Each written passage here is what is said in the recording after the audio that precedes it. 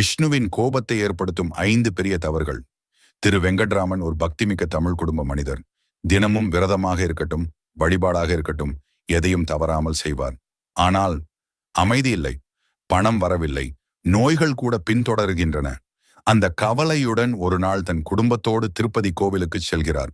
அங்கு ஒரு பெரியாச்சாரியாரை பார்க்க நேரிட்டது. அவர் முகத்தில் ஒளி, குரலில் அமைதி. வெங்கட்ராமன் கேட்டார், ஐயா, நாங்கள் எல்லாம் விஷ்ணுவை பூஜிக்கிறோம், ஆனால் எதுவும் சரியாக நடக்கவில்லை, ஏன்? அச்சமயம் பெரியாச்சாரியார் சிறிது சிரித்தபடி கூறினார், உங்கள் பூஜையில் பிழை இருக்கலாம்.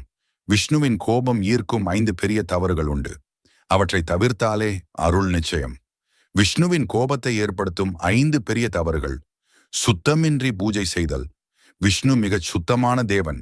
பூஜைக்கு முன்னால் குளித்து தூய்மையான ஆடைகளை அணியாமை தீவிரமான கோபத்திற்கு காரணமாகிறது. தானம் செய்யாமல்